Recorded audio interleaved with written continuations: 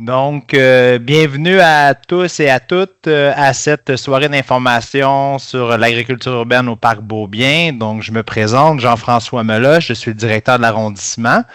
En prévision de la soirée d'information de ce soir, je serai accompagné de quelques collègues dont je vais vous nommer les noms ici. Il va y avoir pour débuter Didier Gomzi, chef de division au bureau de projet. Je vais être accompagné également de Mme Mélanie Hamel, chargée de communication, M. Johan Rousseau, agent technique en horticulture et arboriculture, Mme Caroline Brown, conseillère, Mme Valérie Patreau, conseillère. Je serai accompagné également de deux employés de la firme Catalyse Urbaine qui ont travaillé sur le concept avec nous, donc Mme Juliette Patterson et Mme Lindsay Weller. Donc, avant de débuter la rencontre, peut-être quelques règles d'usage sur la soirée. Prenez note que cette rencontre sera enregistrée et disponible sur la chaîne YouTube de l'arrondissement à partir de demain. Donc, pour les bienfaits de la rencontre, prenez note que les micros sont désactivés de facto. Donc, à la période des questions, à tour de rôle, lorsque ce sera votre tour, donc vous pourrez utiliser l'icône de la main levée qui se trouve tout en haut dans la barre d'outils au centre. Donc, lorsque ce sera votre tour de parler, nous activerons votre micro. C'est important lorsque nous activons votre micro que vous activiez également votre micro pour pouvoir parler. Et à la fin de votre intervention, nous allons refermer votre micro.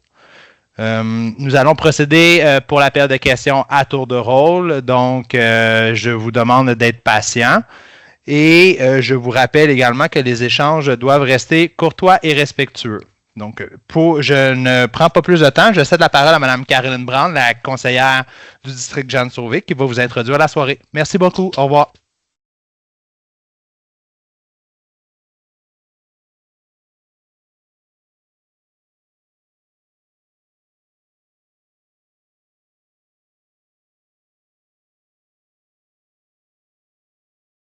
Donc, Caroline, je crois, Mélanie, je crois que le micro de Caroline est désactivé. Est-ce que ce serait possible de réactiver le micro de Mme Brown, s'il vous plaît?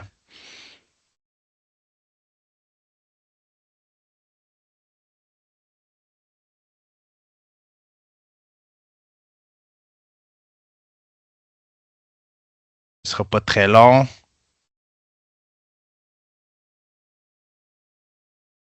Madame Brown, est-ce que votre micro, je crois que vous pouvez activer votre micro à l'instant et vous avez la parole. Voilà, Merci beaucoup. super. Merci beaucoup, Monsieur Meloche. Alors, bonjour à toutes et à tous. Merci beaucoup d'être présents ce soir pour cette deuxième soirée d'information sur un super beau projet, qui est un projet d'agriculture urbaine.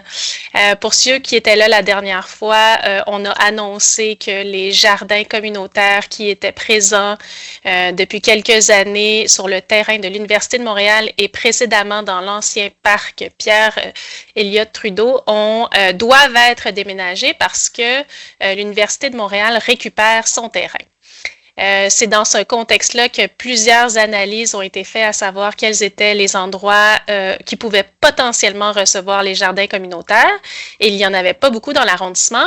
Et c'est à cet instant que nous avons pensé réinstaurer les jardins communautaires à côté des jardins collectifs qui sont présentement gérés par l'organisme Outremont Famille et l'écoquartier d'Outremont. C'était un endroit qui s'y prête bien parce que c'était une ferme à l'époque avant qu'Outremont devienne une ville. Et il y a également eu une petite fermette à cet endroit-là dans les années 70 dans le cadre du Parc Soleil d'Outremont. Alors, c'est un endroit qui se porte bien pour ce projet-là. Aujourd'hui, il va vous être présenté par les équipes différents scénarios. Et on est ici pour vous écouter puis entendre vos commentaires, vos réactions par rapport à ces scénarios-là. Euh, je vous dis d'ores et déjà que j'aurai un petit commentaire à faire sur l'option 1 par rapport à la grandeur des lots du jardin, des jardins communautaires lorsqu'on y sera. Donc, je pourrais prendre la parole à ce moment-là. Alors, je vous remercie. Je repasse la parole au service. Et puis, je suis ici parce que je suis l'élu responsable de ce projet-là. Alors, merci beaucoup tout le monde d'être présent et merci pour votre participation.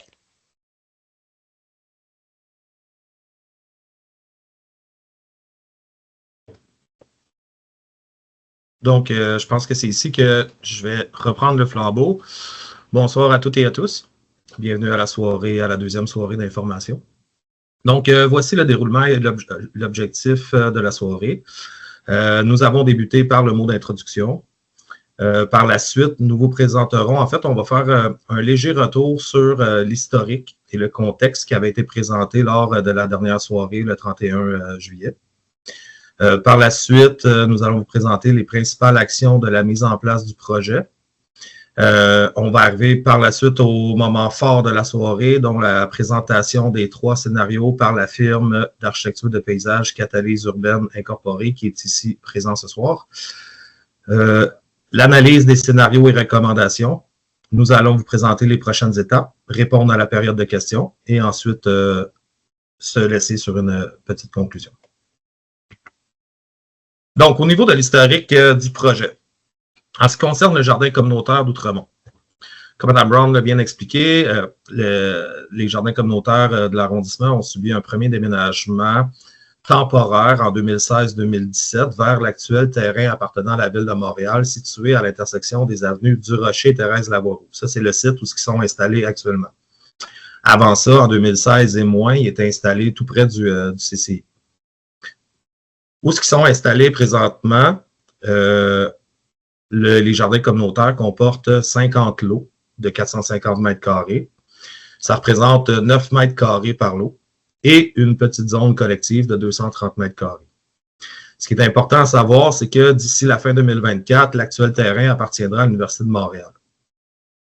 Donc, d'ici la fin 2025, le jardin communautaire devra obligatoirement être déménagé parce que l'UDM va se réapproprier les terrains et relocaliser une partie de ses projets éphémères.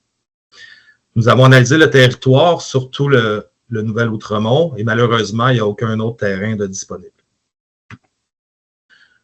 Ici, nous vous présentons sur la photo de gauche, en fait, c'est les jardins communautaires de 2016 et moins qui étaient localisés près du CCI. À droite, c'est l'emplacement actuel au coin des avenues du Rocher et Thérèse Lavoie. On voit entre les deux images qu'il y avait eu une augmentation de jardinets. Ici, ça représente la propriété des terrains. En fait, on voit ici en bas à gauche, ça c'est la cour de service au 600 avenue de la gare de triage. On voit très bien ici en rose, c'est toute la portion qui appartient et appartiendra à l'Université de Montréal. La portion ici en rose un peu plus foncé, ce sont les jardins communautaires actuels. Donc, on voit très bien que l'université va se réapproprier ce terrain-là. La partie en haut à gauche, il y a eu un échange de terrain et puis cette partie-là, bleutée, appartient à la Ville de Montréal. C'est important de le mentionner parce que ça n'appartient pas à Outremont. Donc, on ne pouvait pas relocaliser les jardins à cet endroit-là. Quelles ont été les démarches pour trouver un nouveau site? Les voici. Après, nous avons fait en fait l'analyse et la planification des projets et des sites disponibles sur le territoire. Puis le parc Beaubien s'est avéré être le meilleur site pour accueillir les jardins communautaires. Le parc Beaubien, il dispose des conditions favorables pour l'aménagement des jardins, puis la superficie aussi qui est disponible est quand même assez adéquate pour pérenniser le projet. En plus, le parc Beaubien est situé dans un endroit central. Il y a le transport actif. Il y a aussi des installations sanitaires. Il y a de l'eau, une ressource nécessaire à l'agriculture urbaine, et aussi de l'éclairage à proximité. Donc, l'espace disponible pour développer un site d'agriculture urbaine est d'environ 1000 mètres carrés sur la superficie là, que nous avons ciblée pour le projet. L'objectif d'amener les jardins communautaires au parc Beaubien, en sachant qu'il y avait déjà les jardins collectifs, en fait, c'est de créer un nouveau pôle en matière d'agriculture urbaine où cohabiteront les deux types de jardins. Il y a eu plusieurs actions qui ont été mises en place au courant de 2024. Donc, nous avons procédé à l'analyse et la préparation des documents techniques de janvier à mai de cette année. Au mois de mai, fut le lancement de l'appel d'offres sur invitation pour l'acquisition des services professionnels en architecture de paysage en but de concevoir le nouveau site d'agriculture urbaine au parc Beaubien. Le 6 juin, nous avons procédé à l'ouverture des soumissions. Le 10 juillet, nous avons lancé un sondage en ligne que plusieurs d'entre vous avez répondu et on vous en remercie encore une fois. Ce sondage-là a pris fin le 24 juillet. C'est important de mentionner que nous avons eu un très, très bon taux de participation malgré la date du lancement qui correspondait avec les vacances estivales. Le 15 juillet, seulement 5 jours suivant le lancement du sondage, a débuté le mandat de la firme Catalyse Urbaine. Le coût du mandat est d'environ 95 000 $. C'est important de mentionner que c'est entièrement financé au budget participatif de la Ville de Montréal. Le 31 juillet dernier a eu la première soirée d'information où nous avons présenté l'historique, le concept et ensuite les résultats du sondage. À la fin de cette rencontre-là, nous avons eu plusieurs échanges qui ont été très, très enrichissants pour le développement des scénarios. Le 28 août, qui est aujourd'hui, ce soir, nous vous présentons les 3 scénarios qui ont été développés par la firme Catalyse Urbaine.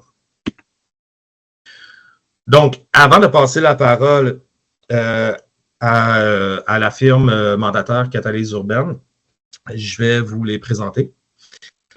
Nous avons 2 représentantes ce soir. Nous avons, dans un premier temps, Mme Juliette Patterson, qui est architecte en bâtiment et aussi en paysage et qui a une maîtrise à l'Université d'Harvard. Donc, une solide expertise dans la matière.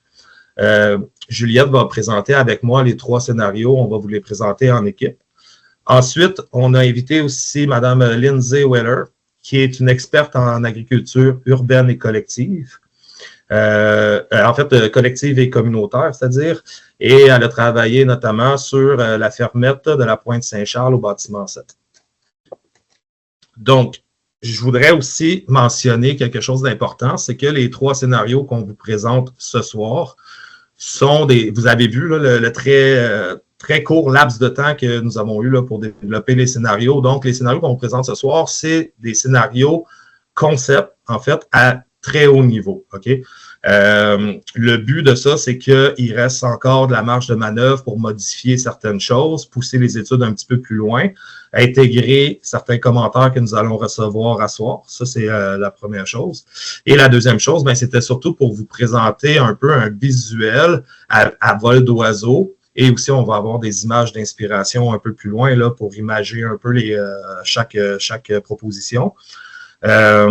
Donc, c'était pour vous présenter un peu là, la disposition spatiale, la disposition dans l'espace que pourraient prendre les jardins collectifs, les sentiers, le mobilier urbain et ainsi de suite, le bâtiment.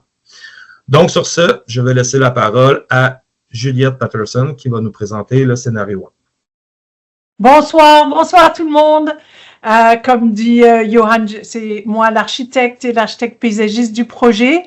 Et juste pour faire du pouce sur la très belle présentation qu'il a fait de notre équipe, on a aussi toute une équipe d'ingénieurs civils, ingénieurs en structure, ingénieurs en électricité qui vont travailler sur le projet pour s'assurer que vraiment tous les besoins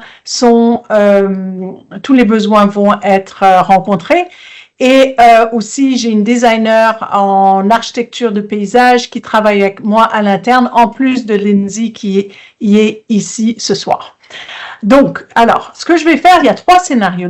Ce que je vais commencer, c'est par vous donner les éléments que vous voyez devant vous qui se retrouvent dans les 3 scénarios, donc qui sont les mêmes. Et ensuite, je vais vous parler de ce qui est différent d'un scénario à l'autre.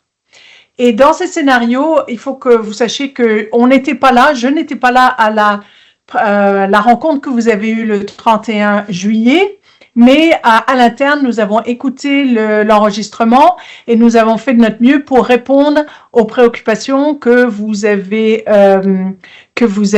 fait à cette rencontre du 31 juillet. Et aussi, ce qu'il faut savoir, c'est que c'est encore en flux. Ce qu'on va vous présenter ici, c'est encore des plans préliminaires. C'est pas coulé dans le béton. On voulait vous montrer ça avant que les choses soient vraiment finalisées pour pouvoir recueillir vos commentaires en tant qu'utilisateur des futurs jardins. Donc, dans ce scénario 1, ce qu'il faut quand même voir, c'est que les jardins collectifs sont au même endroit, à gauche. Donc, ce que vous voyez à gauche, c'est les jardins collectifs. Ils ne changent pas de place. Et les jardins communautaires viennent ici à droite. Donc, ils sont installés dans la partie qui est plus proche de l'avenue Stuart. Ça va changer d'un scénario à l'autre. Ce qui ne change pas d'un scénario à un autre, d'abord, c'est la classe verte que vous voyez de l'autre côté du sentier. Ça, c'est l'endroit où, à côté de où est l'actuelle maisonnette, qui, comme vous voyez, a été déplacée au centre du projet pour avoir plus d'ensoleillement, qui était une de vos demandes. Et cette classe verte, elle est réaménagée, le revêtement minéral, il est refait pour être plus convivial. Et c'est, comme on va voir dans les images un peu plus tard, c'est vraiment une classe qui est utilisée non seulement par les camps de jour ou l'écoquartier, mais aussi va pouvoir être utilisée par les visiteurs du parc. Donc complètement réaménagée. Ça, c'est quelque chose qu'on retrouve dans les 3 scénarios. L'autre chose qu'on retrouve dans les 3 scénarios, ce sont les zones mellifères et nourricières. Zones mellifères et nourricières. On en parlera un peu plus tard quand je vous montrerai les images. Mais ce qu'il faut savoir, ce sont des zones de vivaces. Donc, qui vont être entretenues par l'arrondissement. J'espère que je ne dis pas de bêtises quand je dis ça, mais qui vont être vraiment, qui vont prendre l'ampleur et qui viennent vraiment favoriser la biodiversité, les pollinisateurs pour la zone mellifère et de même pour la zone nourricière. Donc ça, on la retrouve dans les 3 scénarios, ça ne change pas. Et sinon, on a aussi des jardins de pluie. Les jardins de pluie, c'est en fait des zones qui viennent capter l'eau de ruissellement, étant donné qu'on est quand même, on a un peu une pente. Alors, c'est pour s'assurer de capter ces eaux-là aux périphéries du site. Et aussi, l'autre chose qui ne change pas, mais il y en a plus ou moins, c'est les murs végétaux verticaux. Donc ça, c'est vraiment un mot un petit peu sophistiqué pour dire vraiment, c'est une clôture, mais sur lequel on peut faire pousser des végétaux, notamment différents types de... c'est une forme d'agriculture urbaine, mais qui est verticale. Et finalement, la zone de détente, c'est aussi une zone qui se retrouve dans tous les différentes parties les 3 scénarios. Et la maisonnette aussi se retrouve au centre du projet, à peu près à la même place dans les 3 scénarios. C'est une maisonnette toute cette zone-là, avec une pergola qui est conçue pour être un espace de rencontre, un trait d'union entre les jardins collectifs et les jardins communautaires. Et la pergola est un élément central, un espace de socialisation, un espace de rencontre. Mais ceci dit, la maisonnette elle-même, qui est un peu plus grande que celle qui est là en ce moment, est divisée en 2 locaux distincts, un local pour le jardin collectif et un autre pour les jardins communautaires. Là encore, on n'a pas encore beaucoup de détails, on est vraiment dans les plans préliminaires. Et ce que vous voyez qui a l'air d'être un énorme camion qui rentre dans le site, ça c'est des essais de camions de braquage que nous avions fait pour voir par rapport à l'espace d'entreposage. Mais il ne sera plus là, l'espace d'entreposage, il va être déplacé pour être moins juste à côté de la pergola. Ce qui change dans cette option par rapport aux autres, c'est que du fait qu'on garde les jardins collectifs où ils sont en ce moment, on est obligé un peu d'écraser, on pourrait dire de squisher, c'est un terme technique, les jardins communautaires dans la partie à droite, la maisonnette à droite, donc c'est un espace plus restreint et donc on se retrouve avec des superficies de bac qui sont plus petits. Donc on a une superficie de bac de 5,25 mètres carrés et vous allez voir dans les 2 autres options que les superficies sont plus grandes. Johan, est-ce que tu voulais, je ne sais pas de la part de l'arrondissement, Johan ou quelqu'un d'autre, ajouter des commentaires ou des précisions à propos de ce premier scénario avant qu'on passe aux autres? J'ai pas beaucoup de précisions à apporter, peut-être juste 1 ou 2 mini-points. C'était quand même assez complet comme présentation. Avant d'avoir la question un peu plus tard, je veux répondre à la question qui va sûrement être posée, c'est-à-dire pourquoi la maisonnette a changé de place, parce qu'actuellement, la maisonnette est située ici. On voit un trait gris en dessous là, de l'arbre ici. Pourquoi on l'a amené au centre ici? La raison est simple, c'est que le projet va être subventionné par 2 enveloppes de subventions que nous avons eues du budget participatif de la Ville de Montréal. La première, les zones nourricières, donc c'est pourquoi on a aménagé plusieurs zones nourricières sur le site. Et la deuxième enveloppe, c'est les jardins verticaux de la fraîcheur où il faut développer des structures verticales ou horizontales, mais en hauteur pour verdir. Donc, on utilise cette enveloppe-là, vous avez deviné, là, pour les clôtures qui vont ceinturer le jardin communautaire qu'on va développer en murs verticaux de la fraîcheur. Mais aussi, on avait comme mandat de créer un toit vert sur la maisonnette et aussi un mur végétal sur la maisonnette. Donc, comme la maisonnette anciennement était située vraiment dans une zone très ombragée sous les arbres, c'était pas l'idéal pour faire pousser un toit vert et un mur végétal. C'est pourquoi on a pensé de l'amener au soleil dans une zone plus centrale. Puis en même temps, comme Juliette a si bien expliqué, ça devient une zone de rencontre entre les 2 communautés de jardiniers, dont les collectifs et communautaires, en plus de servir d'entreposage et de zone de repos sous une pergola qui sera verdie pour socialiser, s'asseoir, prendre un petit café, et ainsi de suite. Ça, c'était le premier point que je voulais apporter. Et le deuxième mini-point, je voulais seulement mentionner que les sentiers représentés en blanc sur les 3 scénarios seront des sentiers qui seront accessibles de façon universelle. Donc, ce sera favorable pour les gens à mobilité réduite. Il y aura aussi des bacs comme ça, surélevés. Vous allez voir dans les photos d'inspiration, des bacs surélevés là, où une chaise roulante peut rentrer en dessous pour pouvoir jardiner ou des personnes qui ont du mal à se pencher, à se mouvoir. Donc, voilà, c'était mon petit complément d'information. Merci, Johan. Est-ce que, Mme Brown, vous souhaitiez intervenir? C'est gentil, M. Meloche. Oui, en fait, ce que je voulais rajouter, parce que tel qu'il vous l'a été expliqué précédemment, vous allez voir effectivement que le point, si on peut dire, négatif de cette option-là, c'est la grandeur, la superficie des jardins communautaires qui, dans les autres options, vous le verrez tout à l'heure, vous se représentez, sont plus grands. Donc, en préparation de cette présentation-là, j'avais demandé aux équipes si c'était possible de revoir la disposition des jardins communautaires pour maximiser l'espace et peut-être se débarrasser d'un ou 2 chemins. Malheureusement, tout s'est fait très vite, donc on n'a pas ce calcul-là, mais je voulais juste mentionner que c'est quelque chose qui pourrait être analysé plus tard là, par les équipes professionnelles, si c'est possible de se débarrasser d'un ou 2 chemins dans la section des jardins communautaires, en maintenant évidemment l'accessibilité universelle, mais qui nous permettrait d'aller chercher quelques mètres carrés et qui serait peut-être équivalent à une autre option. Donc, je voulais juste ouvrir cela si jamais ça vient sur le sujet tout à l'heure. Merci beaucoup. Bien sûr, absolument. Oui. Très bien. Donc, on va passer maintenant à le prochain scénario. Attends, Juliette, oui. Excuse-moi, Juliette, j'ai juste oublié de mentionner 2 éléments quand même assez importants.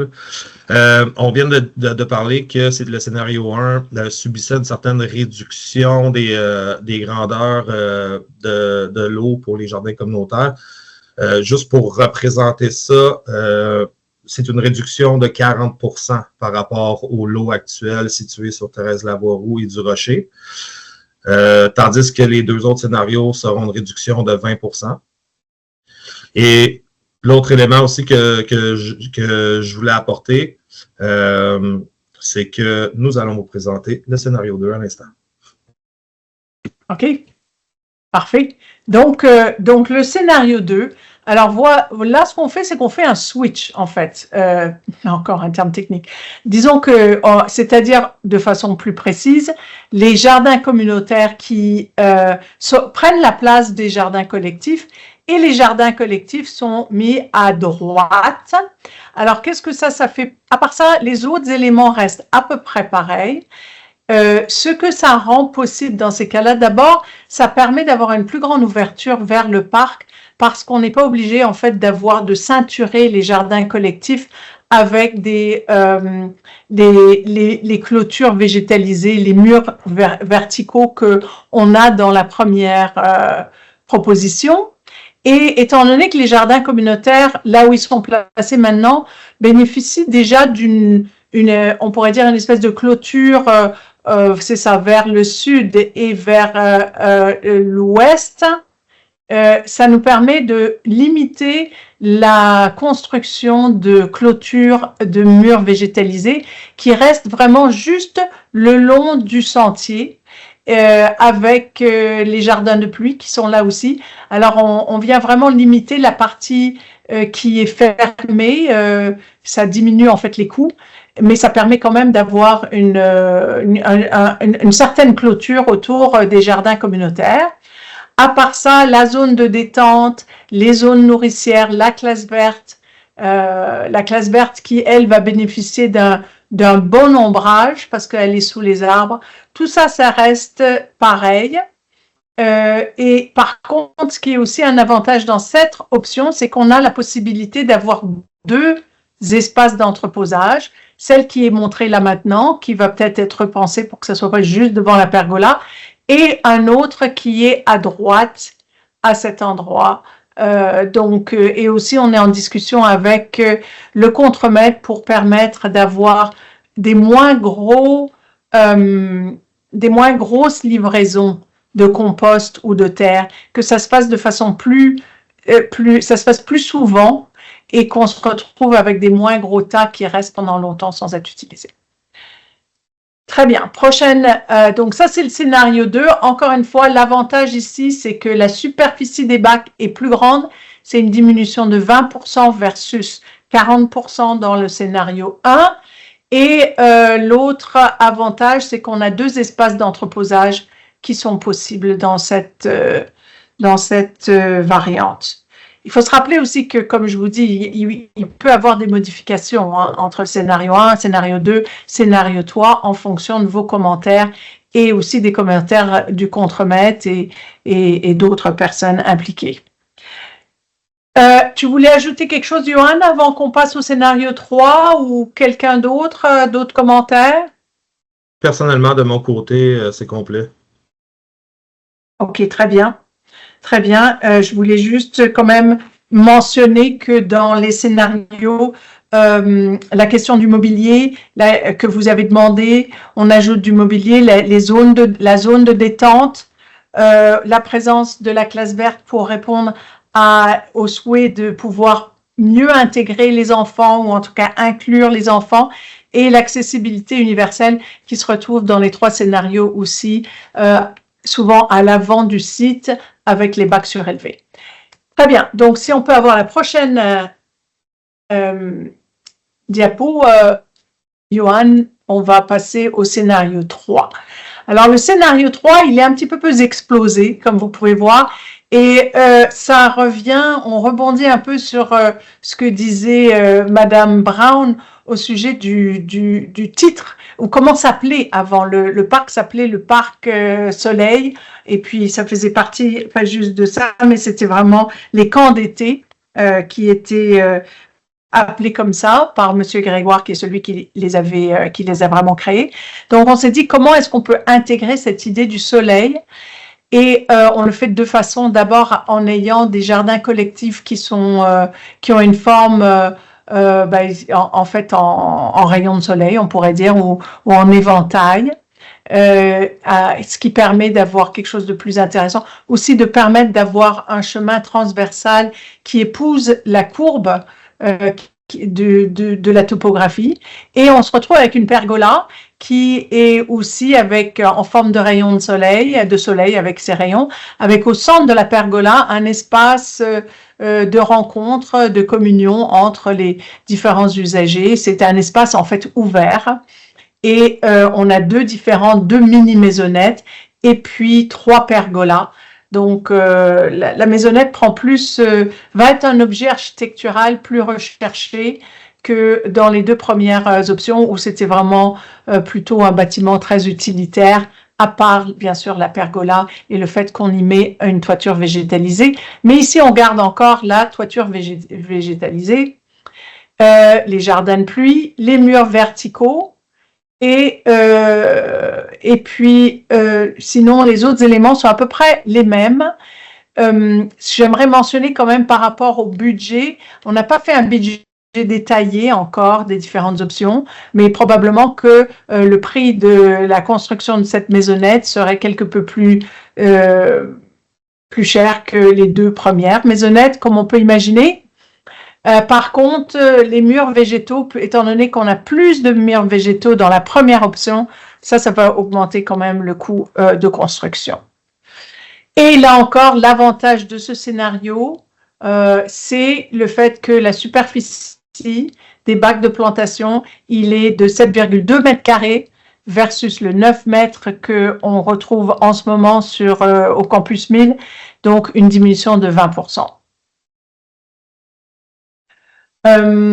C'est ça. Au niveau de l'ensoleillement, c'est à peu près la même chose.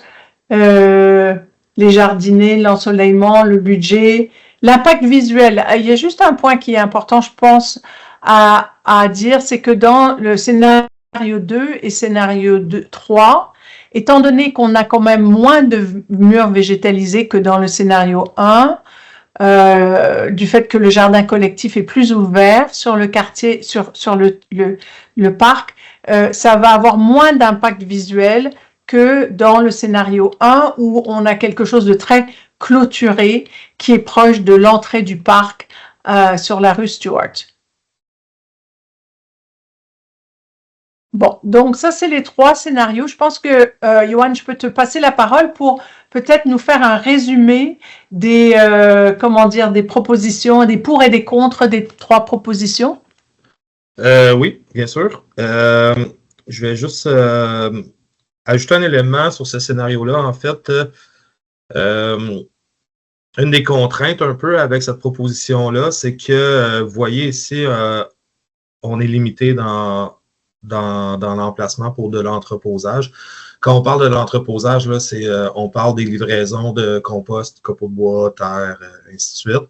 Puis, bien sûr, on a besoin d'avoir quand même une certaine zone de circulation pour les camions, puis de l'espace au sol aussi pour vider le contenu. Donc, contrairement aux autres scénarios, c'est qu'ici, il y a moins d'espace pour venir vider du compost ou de la terre. Puis l'espace ici aussi est plus restreint. Avant, Juliette, on va venir un petit peu plus loin pour les comparaisons des scénarios. Oui. On va juste finaliser les images d'inspiration, si tu le veux bien. Désolée, j'avais complètement après ça, on va tomber dans l'analyse. Oui, merci. Alors, si on peut passer à la prochaine diapo. Qui est en fait donc des images d'inspiration. Alors à gauche, vous voyez 2 exemples de toitures végétalisées. L'architecture ne représente pas l'architecture des maisonnettes, bien que probablement elles vont aussi être construites en bois, mais c'est vraiment simplement pour vous donner une idée de la toiture végétalisée qu'on peut s'attendre à voir sur un petit bâtiment en bois.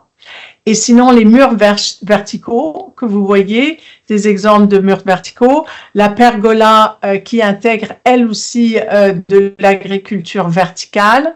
Sinon, à droite, vous voyez, c'est un pavillon de parc que j'y suis allée cet été en Angleterre. Donc, c'est un pavillon de parc qui nous a inspiré pour l'idée d'un pavillon qui ressemble à un soleil. C'est une construction en bois, là aussi. Et les bacs de plantation surélevés pour vous montrer un petit peu comment ils peuvent être utilisés par une population qui est à mobilité réduite. Et finalement, un exemple d'arche. Alors, il ne faut pas nécessairement croire que ça va être exactement ça, bien sûr, mais c'est un exemple d'inspiration d'arche pour l'entrée du parc, l'entrée des jardins. Et sinon, la dernière diapo d'image d'inspiration, à moins que tu voulais ajouter quelque chose, Johan? Non, j'ai fait le changement, mais on dirait qu'il y a un petit délai là, par rapport à l'affichage. OK, voilà, ça vient d'arriver. Ah, parfait, exactement. Donc ici, alors, c'est pour vous donner une image. Ben, vous connaissez tous ça parce que vous êtes des jardiniers, mais les jardins de plantes mellifères, Ça, c'est bien sûr les pollinisateurs adorent toutes les plantes qui sont de couleur violette ou mauve. Alors, c'est ce qu'on voit ici, un espace de plantes nourricières. Là, en plus, il y a déjà ça sur le site. Alors, on a déjà un peu une idée de ce que ça peut donner. Et finalement, l'espace de compostage avec les différentes étapes de compostage. Et ici, à droite, un exemple. Ce ne sera pas nécessairement ça, comme je vous dis, c'est pas encore tout résolu encore, mais un exemple de comment on peut ceinturer les différents lots dans un jardin communautaire ou collectif. Je te repasse la parole, Yohan, pour la dernière... Ah non, ça, on ne l'avait pas vu encore, désolé. J'oublie qu'il y a une autre diapo à chaque fois. Mais ici, alors, un exemple ici à gauche de la classe verte. Dans notre cas, bien sûr, ça sera sous des arbres, alors ça ne va pas être en plein soleil comme ce qu'on voit ici, mais ce genre de banc peut être utilisé à d'autres moments, comme on voit en bas à droite, et ce qu'on appelle les chaises Adirondack, et un autre exemple de mobilier ici, une table de pique-nique qui pourrait être installée dans les zones de détente.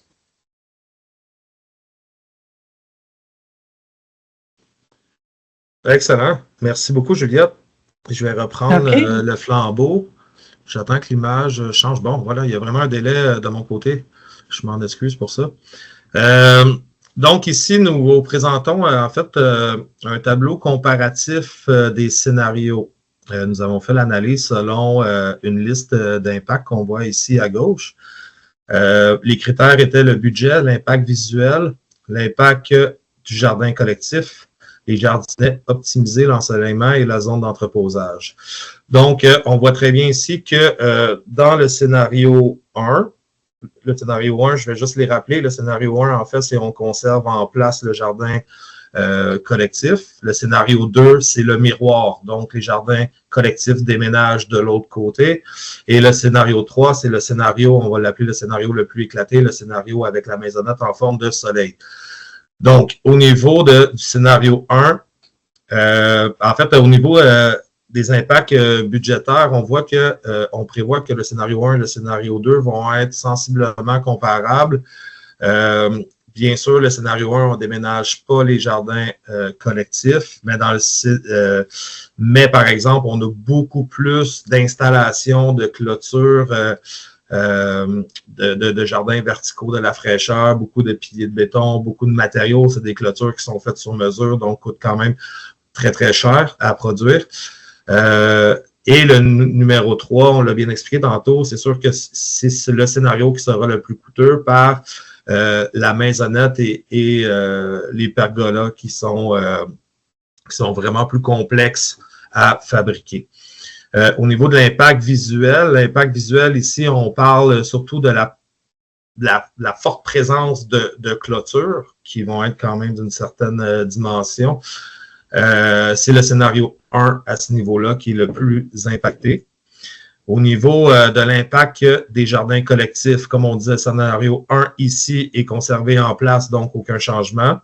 Scénario 2 et 3, on les change de côté, donc c'est sûr que les jardins collectifs sont impactés à un certain niveau. On ne l'a pas mentionné tantôt dans la présentation. L'impact des jardins collectifs, en fait, ce n'est pas sur la dimension. On conserve exactement la même dimension que les jardins ont actuellement dans les 3 scénarios. Un 400 mètres carrés dans les 3 scénarios. L'impact, c'est surtout que le fait que les jardins vont changer de place, donc c'est sûr qu'il va falloir déplanter ce qui est en place, enlever aussi les accessoires, puis aller les replanter une fois que le site va être, les entreposer pendant un certain temps et aller les replanter une fois que le site va être accessible. Au niveau ici du point, les jardinets optimisés, ça on parle surtout des jardins, on parle principalement des jardins, des jardinets de la portion communautaire. Donc, par rapport aux 9 mètres carrés de superficie qu'on retrouve actuellement à l'intersection Thérèse Lavoie-Roux et du Charme, le scénario 1, c'est celui qui va avoir le plus grand impact, donc la plus grande diminution. On parle d'un 40 %. Les deux autres scénarios, 2 et 3, c'est seulement 20% de diminution. Au niveau de l'ensoleillement, c'est le scénario 3 qui présente le moins d'ensoleillement. Ça s'explique par le fait que les jardinets sont décalés beaucoup vers Côte-Sainte-Catherine. Et avec la barrière végétale qu'il y a actuellement très haute, la disposition du soleil naturel, il y a une masse d'ombre qui se crée derrière cette barrière végétale-là, donc qui amène plus d'ombre au sol. Donc, c'est pourquoi que la façon que le scénario 3 est designé, c'est là qu'il va avoir un petit peu plus d'ombre. Mais c'est pas énormément plus par rapport aux deux autres. Au niveau des zones d'entreposage pour les matériaux utiles au jardinage, je rappelle que c'est les livraisons de terre, compost et copeaux. Le numéro 1 et le numéro 3 sont les scénarios les moins bien avantagés, où c'est plus complexe. Circuler avec des camions, c'est plus complexe d'avoir des grandes surfaces pour l'entreposage, parce que quand les camions déversent, ça prend quand même une bonne superficie là, pour le tas de terre ou le tas de compost. Donc, le scénario qui est le plus avantagé pour les zones d'entreposage, c'est le scénario 2. Donc, après analyse, on voit que le scénario 2 a plus de vert que les deux autres. Au niveau des prochaines étapes, ce qui s'en vient, en fait, durant l'été 2024, nous avons procédé à plusieurs actions de communication. Le sondage en ligne qui a eu lieu au mois de juillet.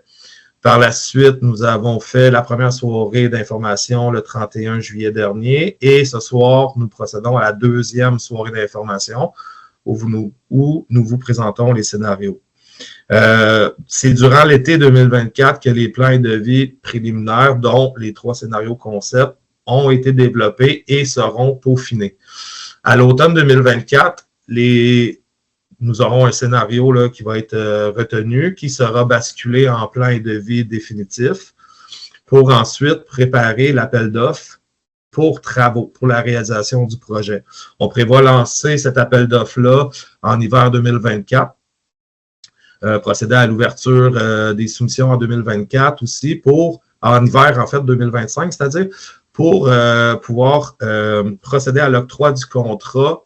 On vise le conseil d'avril 2025, qui par la suite va nous conduire au début des travaux, immédiatement là, après la période de gel, au printemps 2025, puis on prévoit finaliser les travaux à la fin de l'été 2025 et redonner le site aux citoyens là, à la fin d'été de 2025. Donc, la présentation de notre côté est terminée. Nous sommes maintenant rendus à la période de questions. Merci beaucoup, Johan. Donc, petit rappel à tous pour la période de questions. On vous invite à utiliser l'onglet de lever la main qui se trouve dans la barre d'outils en haut. On va y aller selon le mode premier arrivé. Donc, comme je l'ai dit d'entrée de jeu, vos micros sont tous fermés. À tour de rôle, nos équipes vont activer vos micros. Donc, du moment où je vais nommer votre nom, on va activer votre micro. Une fois qu'il va être activé, vous allez devoir vous cliquer sur l'onglet microphone pour pouvoir activer de votre côté le micro et poser votre question ou aller avec vos commentaires. Puis à la fin de la période de questions, il va y avoir là, la fermeture de la séance par Mme Brown. Donc, je vous cède la parole, chers citoyens. Donc, on va commencer avec Monsieur Yves Plourde.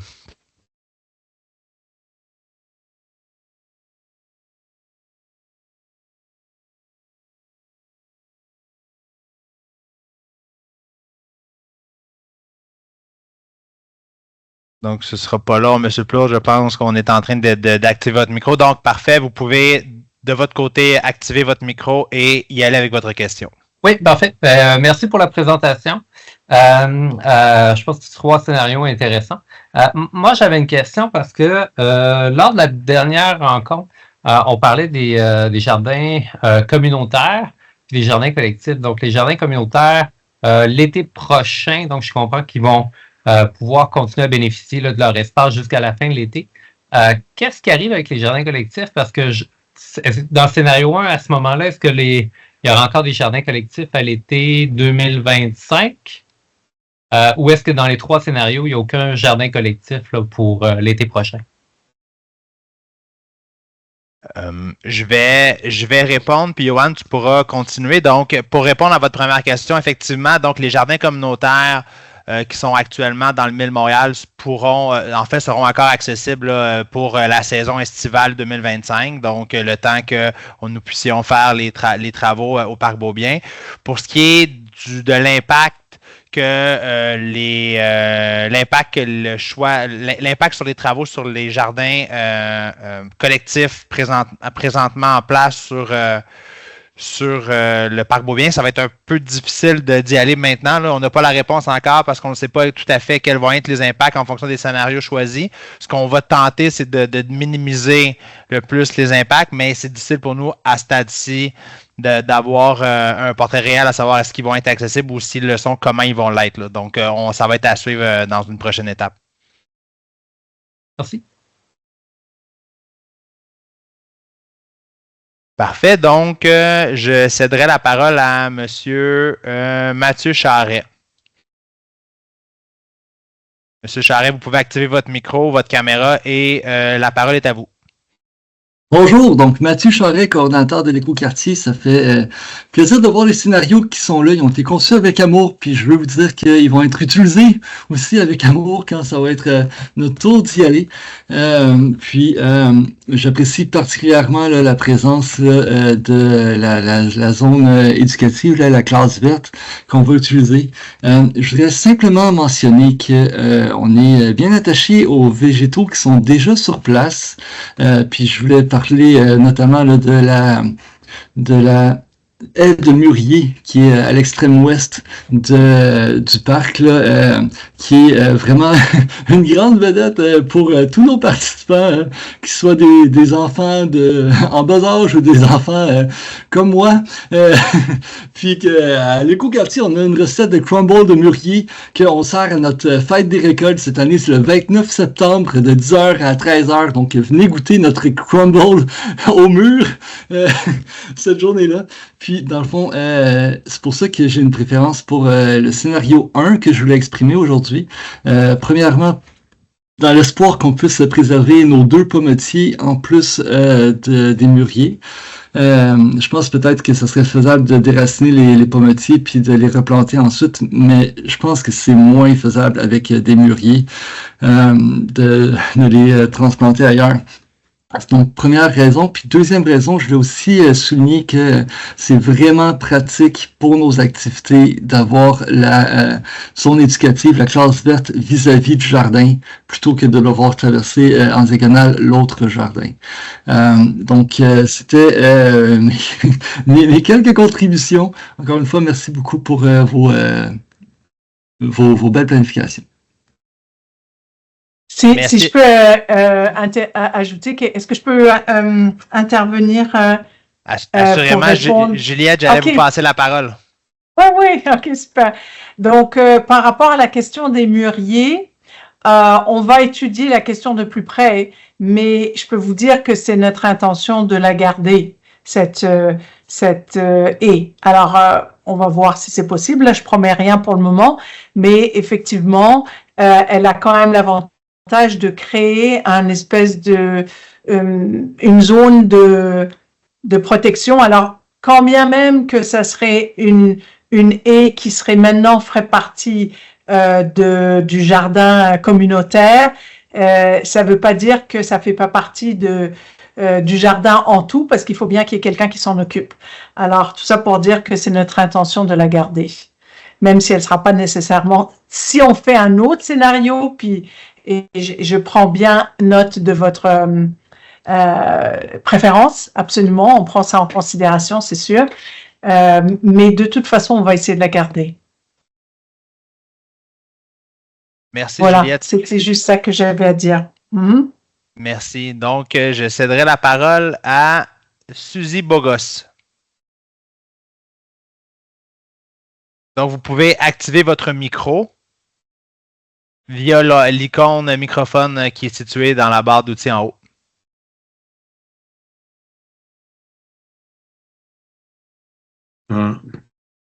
Parfait, on vous entend. Oui, maintenant. Mon conjoint Suzy, elle n'est pas ici, mais je m'appelle Vikram. Je aussi participe dans l'activité de jardin communautaire. Très bon travail que vous avez fait avec les 3 options que vous avez présentées. À mon conseil, je trouve la 12e option, c'est beaucoup plus pragmatique et pratique. Pour les 2 côtés, le jardin communautaire et le collectif. En plus, comme vous avez montré dans l'affiche, c'est moins coûteux certainement et il y a autre avantage aussi au centre de les 2 activités, le pergola plus l'entreposage et activité communautaire. Je trouve les détails qu'on voit dans les jardins que vous avez préparés vis-à-vis les jardins communautaires, je trouve que la réduction de 40%, c'est vraiment majeur, plus parce que vous avez mesuré juste l'eau, il n'y a pas de marge entre les jardins, et va être moins de 50% si on va vers l'option 1. C'est le 2 ou 3 qui sont beaucoup plus raisonnables vis-à-vis du jardinage. Merci beaucoup pour votre commentaire. Ça va être pris en considération. Est-ce qu'il y a d'autres personnes qui souhaitaient intervenir? Donc, j'ai Catherine. Catherine, nous débarrons votre micro à l'instant. Donc, vous pouvez activer votre micro et votre caméra. La parole est à vous.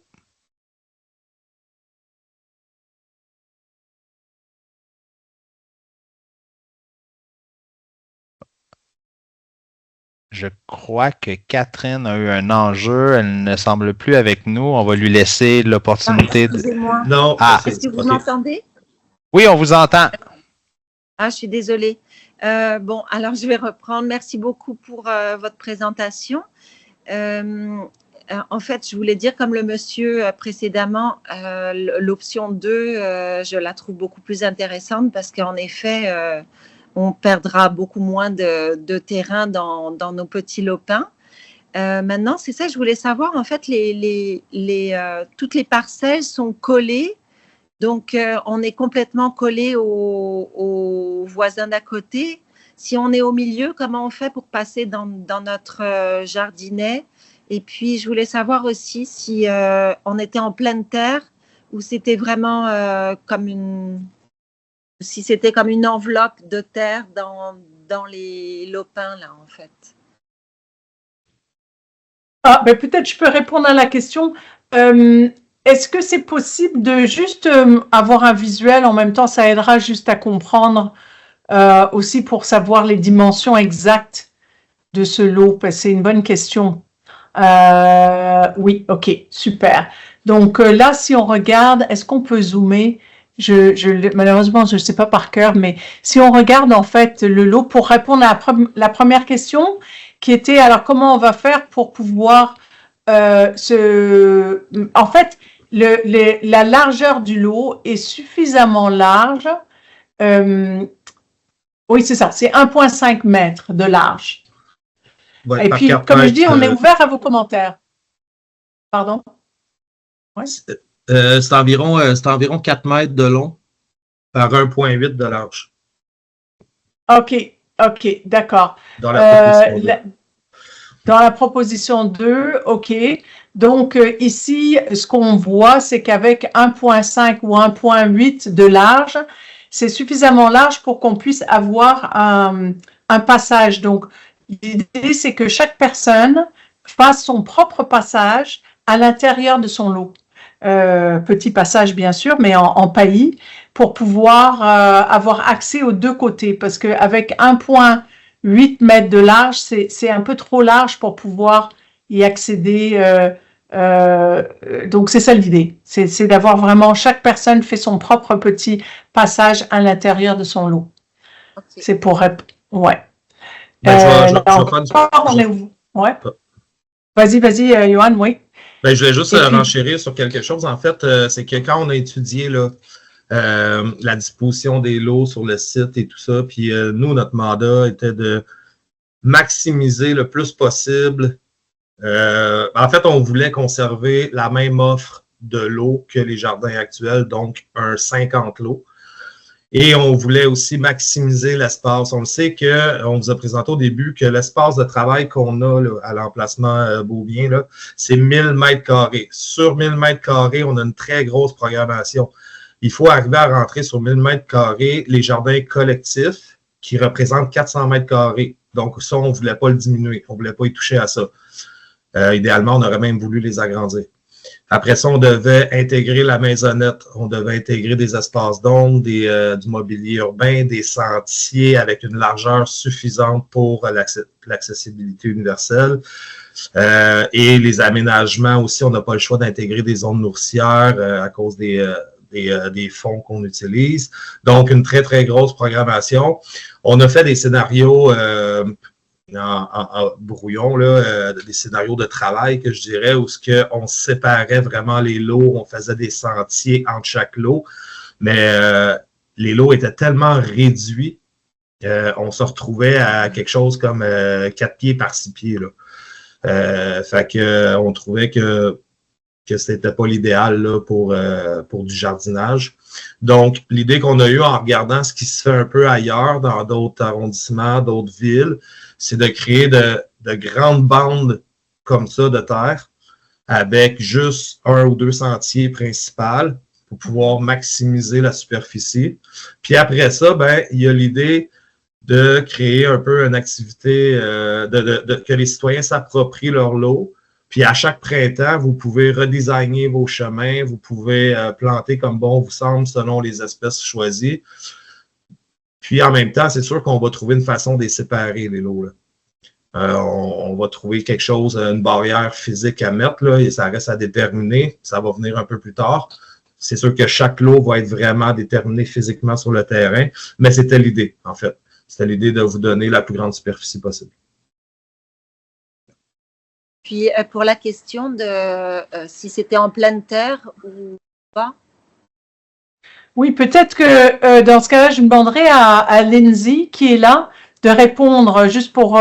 je pense que oui, absolument, c'est en pleine terre, mais peut-être Lindsay, qui est notre experte en agriculture urbaine, peut répondre à cette question-là. Oui, bonjour tout le monde, puis merci pour la présentation, Juliette et Johan. Moi, je vois ça sans des espaces entre les lots, je vois ça en plein terre et sinon, je suis un peu sur le côté. La madame qui a élevé le sujet, ça serait très difficile de construire des sentiers dans des bacs élevés. Donc, si on reste avec l'histoire de garder le plus de superficie possible, je crois que le plus facile sera de rester en plein terre. On perdra des pousses aussi avec l'épaisseur des planches, etc. Donc, c'est ça mon commentaire. Puis, c'est difficile d'avoir pas assez d'espace pour déplacer les lots, je suis d'accord. Alors, je vois ça en plein terre. OK. OK, super. Merci, Lindsay. Plaisir. Merci. Donc, je redonne la parole à Monsieur Plourde. Monsieur Plourde, vous pouvez activer votre micro. La parole est à vous. Oui, merci. En fait, j'avais une question complémentaire, une question en lien avec les jardins communautaires parce que j'étais à la rencontre de juillet, puis je sais qu'il y avait eu beaucoup de questions qui étaient soulevées sur l'utilisation qui était faite. Est-ce que ça va venir avec une plus grande transparence dans l'attribution des jardins? de un, puis aussi est-ce qu'il va y avoir des règles pour l'utilisation, parce qu'il semblait qu'il y en avait plusieurs, il y a plusieurs espaces qui n'étaient pas utilisés ou pas entretenus selon les commentaires des gens. Je pose la question parce que je suis jardinier moi-même. D'un, j'aimerais beaucoup avoir un espace, mais c'est aussi, j'ai une pensée là, pour ceux qui ont mis beaucoup d'efforts sur les jardins collectifs. Ça prend quand même beaucoup d'énergie pour préparer le sol, l'entretenir. Ensuite, ça se fait quand même sur plusieurs années. Je trouverais ça quand même dommage qu'on déplace les jardins collectifs pour donner l'espace qui a été travaillé pendant plusieurs années aux jardins communautaires. Et puis après, que ce soit des espaces qui ne soient pas nécessairement utilisés. Parfait. Pour répondre à votre question, évidemment, aujourd'hui, on vous présente les scénarios, donc pas sur le mode d'attribution.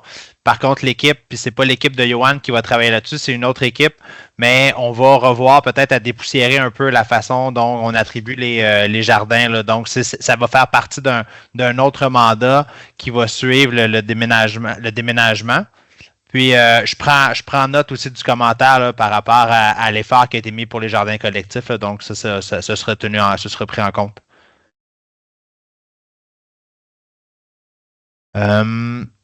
Lindsay, est-ce que tu souhaitais ajouter des commentaires? Je te cède la parole.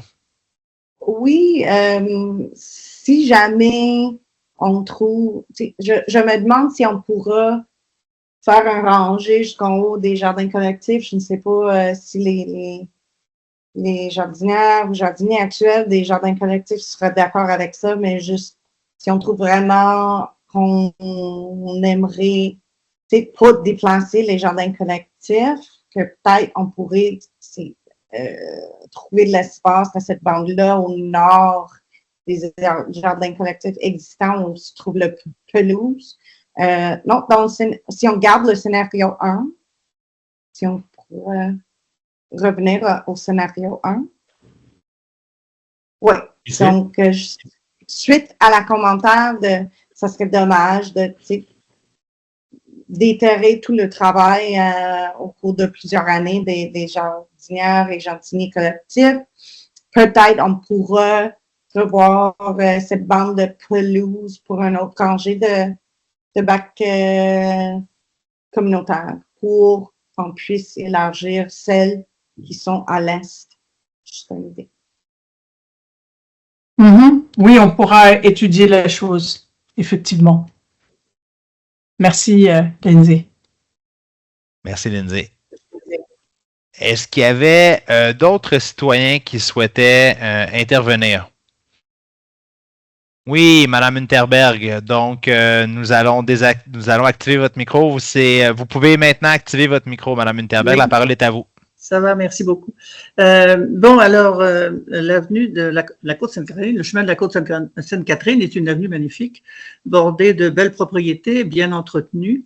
Les touristes viennent. La Société d'histoire vient de terminer un circuit virtuel pour expliquer là, tout ce qu'il y a d'intéressant le long du chemin de la côte Sainte-Catherine. Alors, on arrive au parc Beaubien et on a installé des jardins communautaires et puis des jardins collectifs. Alors, ces jardins-là, évidemment, c'est très sympathique et puis c'est très utile et puis on est tous contents de les avoir. Mais le problème avec ces jardins-là, c'est qu'en dehors de la période estivale, où ils sont magnifiques, ils ont souvent l'air abandonnés, avec du matériel qui gît un peu partout, des clôtures évidemment qui sont dégarnies des végétaux.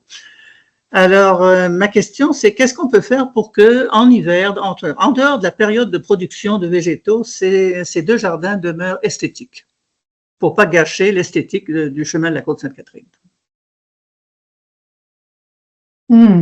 C'est une très bonne question auquel on n'a pas encore c'est pas vraiment penché sur la question, mais je pense que c'est important que vous la posiez. Je pense que une des avenues qu'on pourrait explorer dans ces cas-là, c'est de s'assurer que la zone nourricière, parce qu'on veut de toute façon avoir quand même une certaine protection, parce que elle est très belle cette avenue, mais il y a quand même beaucoup de circulation, donc c'est pas très agréable de toute façon d'y être. Donc l'idée, ça serait de cacher, en fait, de créer un écran végétal entre le chemin de la Côte-Sainte-Catherine et les jardins communautaires qui auraient plusieurs fonctions. D'abord, ça permettrait d'avoir au moins un écran visuel pour ne pas trop voir les voitures qui passent. Et aussi, ça permettrait, comme vous dites, que lorsqu'on a des touristes ou quand on a une vue sur le parc de la Côte-Sainte-Catherine en hiver, ça viendrait cacher les jardins communautaires et jardins collectifs. Il s'agit juste de choisir les bons végétaux qui vont pas devenir entièrement décarnis en hiver. Il y a plusieurs espèces qui sont très décoratives même en hiver. Parfait, merci parce que c'est important. Oui, c'est un bon point. Merci de l'avoir soulevé. On n'y avait pas du tout encore pensé.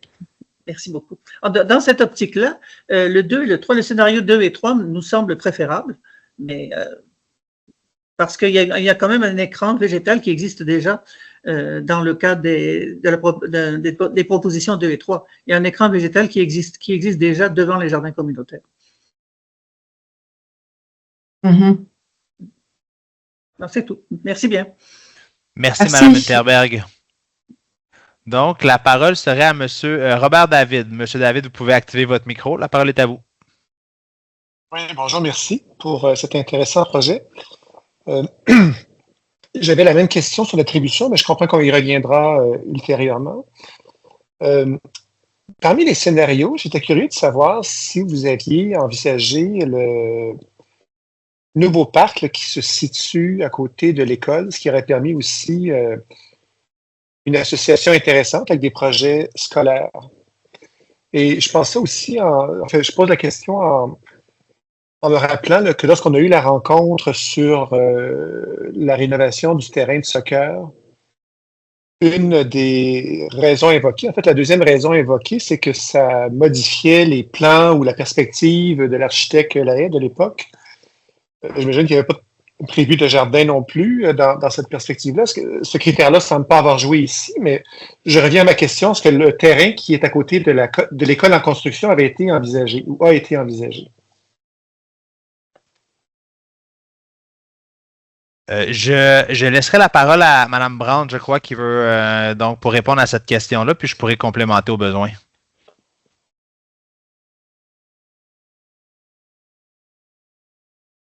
Je crois que le micro de Mme Brown est désactivé. Ah. Ce sera pas long, Mme Brown. On active votre micro. Ah, vous pouvez, Mme Brown, votre micro, vous n'avez qu'à l'activer. Il est prêt.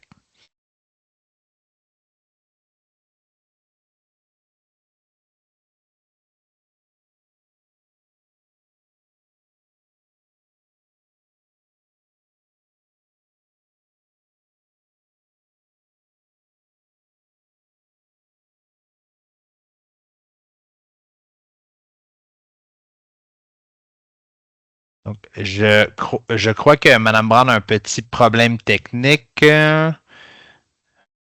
Donc, je vais répondre là, à votre question. Pour ce qui est de la réponse à la seconde portion là, sur la présence des jardins au Parc Beaubien et du plan initial de M. Lahaye, évidemment, c'est une très bonne question. Ce qu'on a quand même, dans la réflexion qu'on a utilisée, en fait, c'est qu'il y a déjà eu de l'agriculture urbaine au parc et dans les années 70.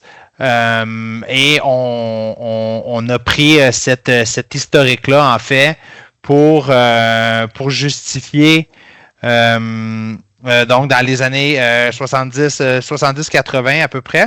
Donc, ça fait partie aussi de cette réflexion-là qui a amené le site-là. Pourquoi aussi, donc la première question, pourquoi pas au parc Irma Levasseur? Il y a plusieurs enjeux.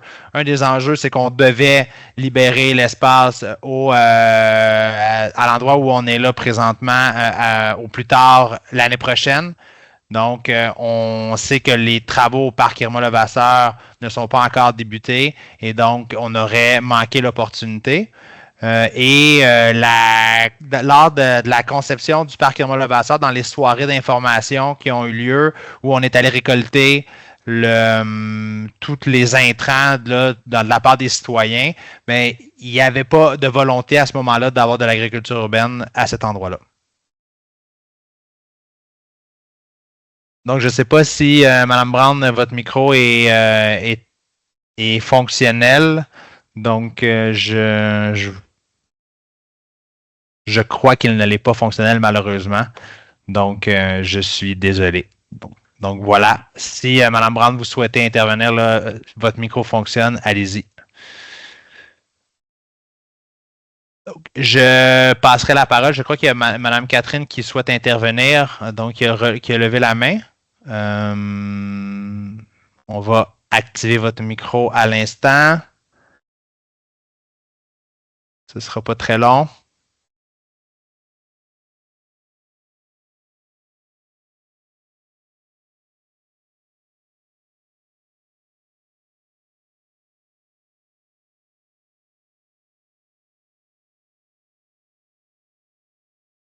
Ah, allez-y, Mme Catherine, vous pouvez activer votre micro.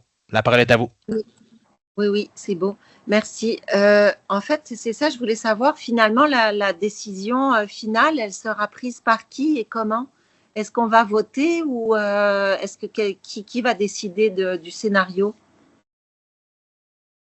C'est une bonne question. J'aurais laissé Mme Brown répondre à la question. Je ne sais pas si votre micro, mais je crois que le micro ne fonctionne pas encore. Donc, nous, aujourd'hui, ce qu'on fait, c'est qu'on prend tous les intrants qui sont partagés par les citoyens. On va retravailler en fonction des commentaires et peaufiner les concepts.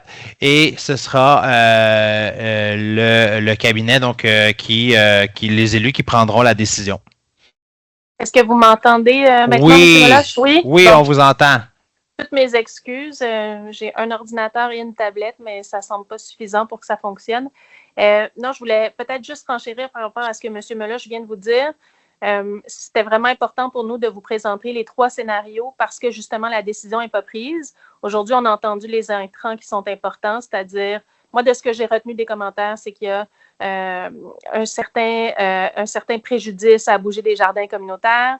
On ne veut pas bouger les jardins collectifs, qui ont pris beaucoup d'années pour travailler sur leur jardin, que ce serait bien pour eux d'être proches de la classe verte et qu'ils ne veulent pas perdre leur haie de mur. Je comprends aussi de la part des jardins communautaires que les usagers ne veulent pas perdre en superficie, qu'ils considèrent que 40%, c'est trop. J'entends aussi les préoccupations à l'effet qu'il faut que ce soit esthétique, que ça reste un parc emblématique et magnifique de notre arrondissement qu'on veut conserver tel quel. J'ai entendu aussi les préoccupations par rapport au fait que la rue Côte-Sainte-Catherine est une rue qui est également emblématique et magnifique. Et il faut que ça soit conservé, probablement l'écran végétal, pour pas qu'il y ait d'impact négatif visuel. Donc, c'est sûr que tous ces commentaires-là vont être pris en considération dans le choix des options et potentiellement le bureau professionnel là, qui s'occupe du projet va potentiellement retravailler les scénarios en fonction des commentaires qui ont été pris aujourd'hui. Donc, voilà, c'est ce que je voulais vous dire. Merci, Mme Brown. Est-ce qu'il y avait d'autres citoyens qui souhaitaient intervenir?